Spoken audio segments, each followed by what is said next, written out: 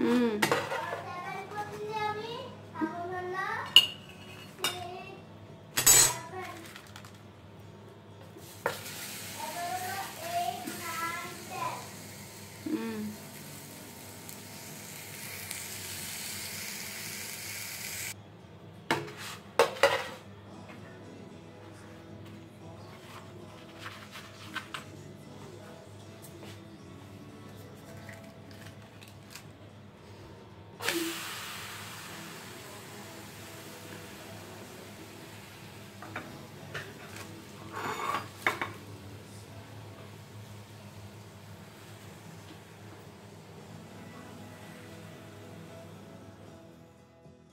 Hello viewers, আসসালামু আলাইকুম। Bangladesh home blogger পক্ষ থেকে আপনাদের সবাইকে ওয়েলকাম জানাচ্ছি।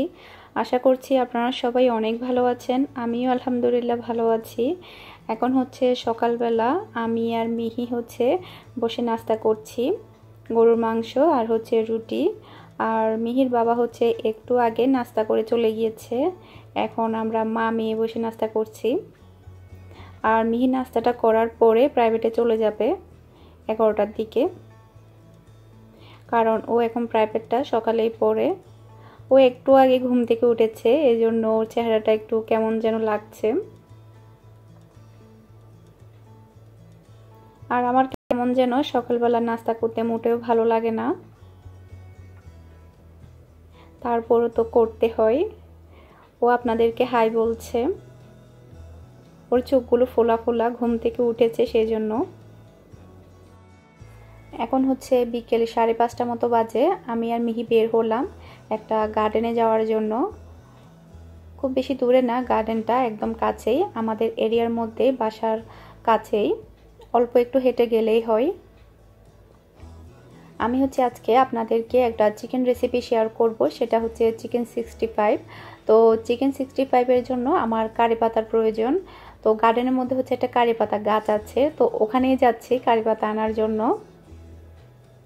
এমনিতে কিন্তু মার্কেটে পাওয়া যায় কারি পাতাটা, কিন্তু আমরা তো বাঙালিরা তেমন খাই না, বিশেষ করে ইন্ডিয়ানরা এটা খেয়ে থাকে প্রত্যেকটা খাবারে, কিন্তু আমরা বাঙালিরা তো কখনো কারি পাতাটা খাই না, যার কারণে কোনো দিন কিনেও আনিনি। এখন যেহেতু চিকেন 65 করব, তো প্রয়োজন তো হবেই, সেজন্যই যাচ্ছি গার্ডেনে, গার্ডেন থেকেই নিয়ে আসবো। ওমানের মধ্যে যে গার্ডেনগুলো থাকে ওখানে কিন্তু খেজুর গাছ থাকে, বিশেষ করে খেজুরের বাগান। তারপরে হচ্ছে যখন একটু ঠান্ডা পড়ে তখন কিন্তু সবজিও চাষ করা হয়। গার্ডেনগুলো হচ্ছে দেখাশোনা করার জন্য লোক রাখা হয়। তো এই গার্ডেনের মধ্যে যে লোকটা আছে ওটা হচ্ছে একটা বাঙালি বয়স্ক, ওনাকে হচ্ছে আমরা চাচা বলে ডাকি।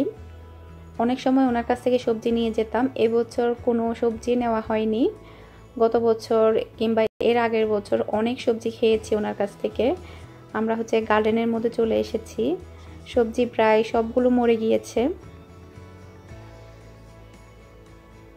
কারণ এখন তো গরমকাল, গরমকালে কিন্তু সবজি থাকে না।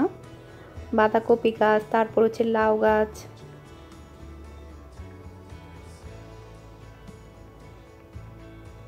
আর এগুলো হচ্ছে সব খেজুর গাছ। ওমানিরা কিন্তু প্রতি বছর লাখ লাখ টাকা ইনকাম করে এই খেজুর গাছ থেকে, খেজুর বিক্রি করে। এখন কিন্তু খেজুর ধরছে, গরমকালে কিন্তু খেজুর ধরে। এখানে হচ্ছে বাঁধাকপি গাছ দেখা যাচ্ছে, লাউ গাছ, তারপরে হচ্ছে কাঁচামরিচ, তারপর হচ্ছে বেগুন। আপনাদেরকে একটু কাছ থেকে দেখাচ্ছি। আরও আগে যদি আসতাম তাহলে আরও অনেক ফ্রেশ ফ্রেশ সবজি দেখা যেত, কিন্তু এখন একটু মরে মরে যাচ্ছে গরমের কারণে। আর চাচাকে দেখা যাচ্ছে না, উনি তো বিকেলবেলা এখানেই বসে থাকে, আজকে মনে হয় কোথাও গিয়েছে, যার কারণে দেখা যাচ্ছে না। আসো আসো আসো আসো।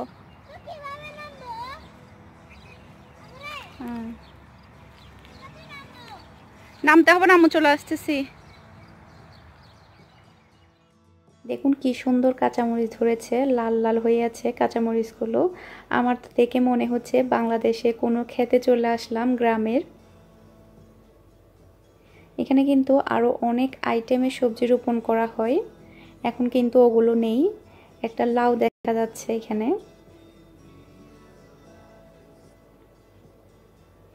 আর দেখুন ছোট ছোট খেজুর গাছ, এখানে কিন্তু খেজুর ধরেছে। প্রত্যেকটা গাছে কিন্তু প্রচুর পরিমাণে খেজুর ধরেছে। যখন বেশি গরম পড়বে তখন খেজুরগুলো পেকে যাবে। ওমানিরা কিন্তু এরকম একটা গার্ডেন থেকে অনেক অনেক টাকা ইনকাম করে শুধুমাত্র খেজুর গাছ থেকে খেজুর বিক্রি করে।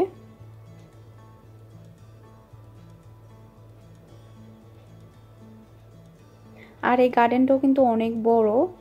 আমি তো জাস্ট অল্প করে শ্যুট করেছি, আপনাদেরকে একটু কাছ থেকে দেখাচ্ছি। কত ছোট একটা খেজুর গাছে খেজুর ধরছে, মাশাআল্লাহ।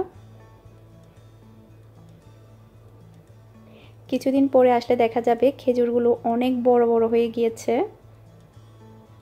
আর চাচাকে তো দেখাই যাচ্ছে না, মানে আমি যে কারি পাতা নিব ওনাকে তো বলতেও পারবো না, না বলে নিলে তো এটা চুরি হয়ে যাবে।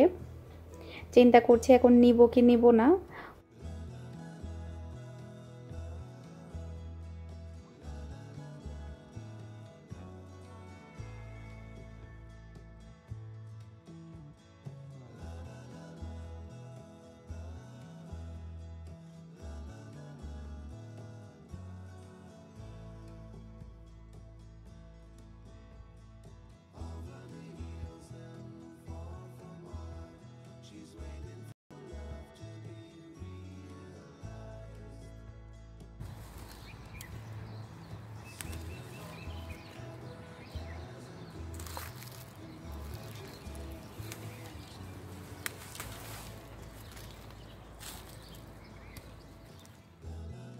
আমি তো চাচার পারমিশন না নিয়ে কিন্তু কারি পাতা নিয়ে ফেললাম।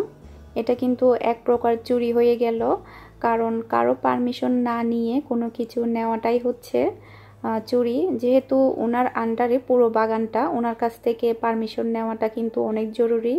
এখন আমি কি করব, উনি নেই, এসেছি যেহেতু খালি হাতে যেতে ইচ্ছে করছে না, সেজন্যই আমি নিয়ে ফেললাম। যদি ওনার সাথে কোনো সময় আবার দেখা হয় তাহলে বলে দিতে হবে আমি এসে কারি পাতা নিয়ে গিয়েছিলাম, কারণ কাউকে না বলে কোনো কিছু নেওয়া ভালো না, এটা গুনাহ হয়। যেহেতু আমার এটা অনেক জরুরি লাগবে, আমি চিকেনটাও ভিজিয়ে রেখেছি। আর এখন হচ্ছে বাসার মধ্যে চলে যাচ্ছি।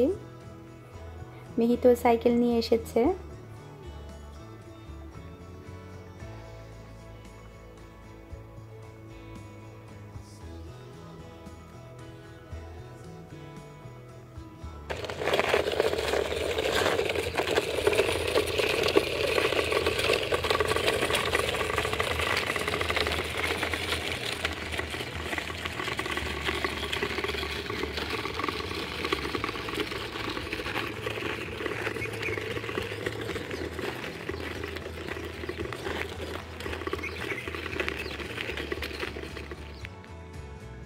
এখন হচ্ছে আমি কারি পাতাগুলোকে বক্সে ভরে নর্মাল ফ্রিজে রেখে দিব। এভাবে যদি বক্সে ভরে রাখা হয় নর্মাল ফ্রিজে তাহলে কিন্তু 1 মাসের চেয়েও কিন্তু ভালো থাকবে।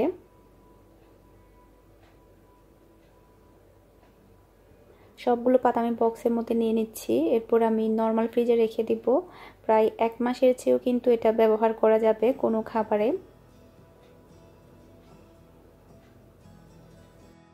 মিহির বাবা মিহির জন্য অনেকগুলো চকলেট এনেছে আজকে।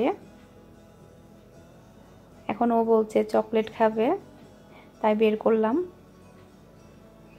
আর ও আপনাদেরকে দেখাচ্ছে কি কি চকলেট এনেছে। আর একটা চকলেট বিস্কিটও এনেছে ওর জন্য। ও এখন বলছে এটা খাবে। এখন আমি ওকে এটা খুলে দিচ্ছি খাওয়ার জন্য। ও কেচি আনতে যাচ্ছে প্যাকেটটা খোলার জন্য।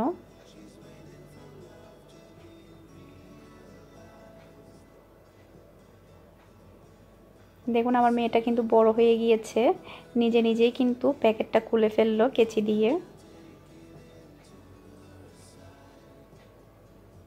বিস্কিটগুলো কিন্তু অনেক মজার। দেখুন মিহি খেয়ে বলছে অনেক টেস্টি বিস্কিটগুলো। আমার কাছেও কিন্তু ভালো লেগেছে বিস্কিটগুলো। আর বাচ্চারা তো চকলেট পেলে মহা খুশি। আমার কাছে এই চকলেটগুলো খুবই ভালো লেগেছে। আমি কিন্তু নর্মালি চকলেট মোটেও খাই না, কিন্তু এই চকলেটটা কেমন যেন মনে হলো ভালো হবে, একটা খেয়ে দেখলাম, খুবই পছন্দ হয়েছে, খুবই টেস্টি চকলেটগুলো। সন্ধ্যা নাস্তার জন্য আমার জন্য হচ্ছে আমি কয়েকটা সমোসা ভেজে নিলাম, যেগুলো হচ্ছে আমি কয়েকদিন আগেই তৈরি করেছিলাম। আর মিহির জন্য কয়েকটা চিকেন নাগেটস ফ্রাই করে নিব।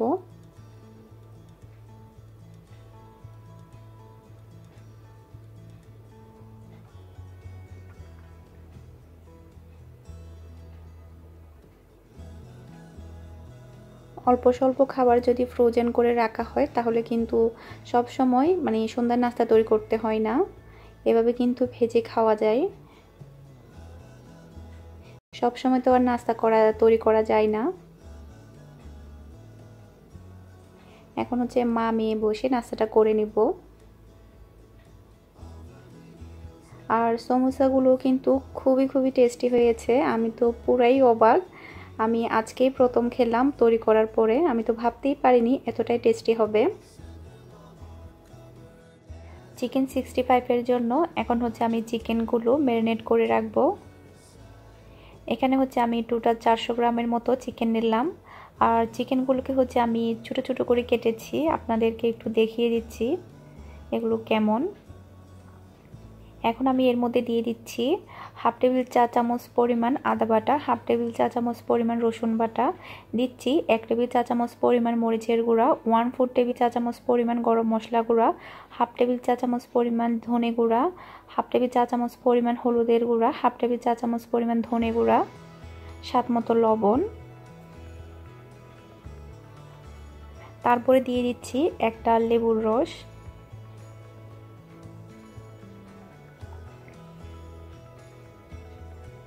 চিকেন 65টা কিন্তু খেতে খুবই ভালো লাগে, অন্যান্য চিকেন ফ্রাই থেকে কিন্তু এটা অনেকটা আলাদা আর ঝাল হয়, খেতে খুবই ভালো লাগে।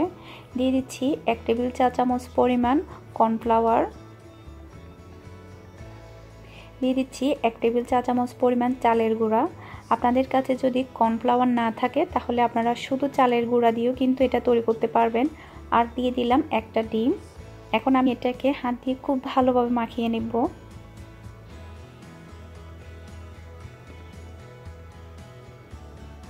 আপনাদের কাছে হয়তো বা এটা একটু ঝামেলার মনে হবে, কিন্তু আমি আপনাদেরকে কথা দিয়ে বলতে পারবো এটা যদি আপনারা তৈরি করেন সবাই অনেক বেশি পছন্দ করবে, এটা অনেকটা আলাদা।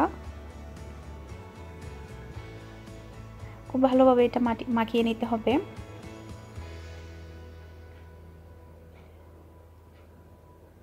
খুব ভালোভাবে আমি এটাকে মাখিয়ে নিলাম। এখন আমি এটাকে 1 ঘন্টার জন্য রেস্টে রেখে দিব,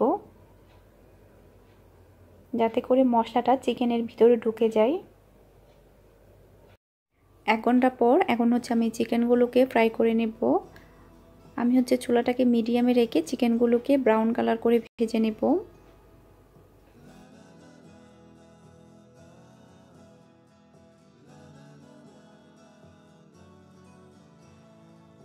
চিকেনগুলো ফ্রাই করা শেষ, এখন হচ্ছে আমি উঠিয়ে নিচ্ছি। সেমভাবে বাকি চিকেনগুলোকেও আমি ফ্রাই করে নেব।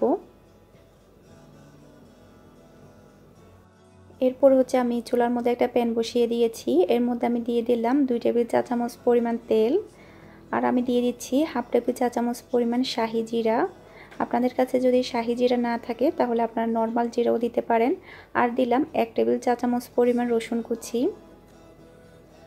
এটাকে আমি জাস্ট 30 সেকেন্ডের মতো তেলের মধ্যে একটু ভেজে নিব।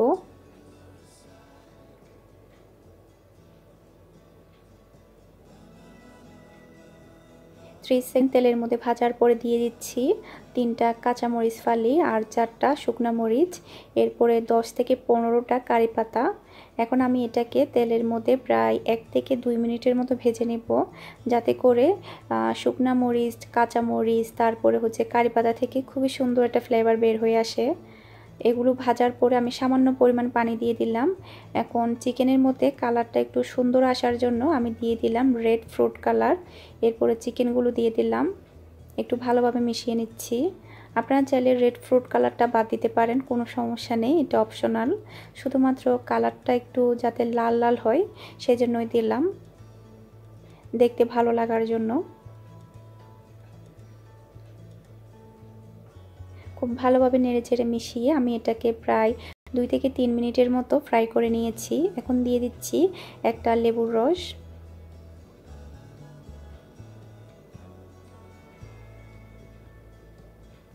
একটু নেড়েচেড়ে মিশিয়ে নিচ্ছি। সবশেষে আমি এখন দিয়ে দিব ধনেপাতা কুচি। এখন আমি এটাকে আরও 1 মিনিটের মতো ভেজে নেব। আপনারা হয়তোবা এখন দেখেই বুঝতে পারছেন এটা কতটা লোভনীয় হয়েছে। এটা সম্পূর্ণভাবে হয়ে গিয়েছে।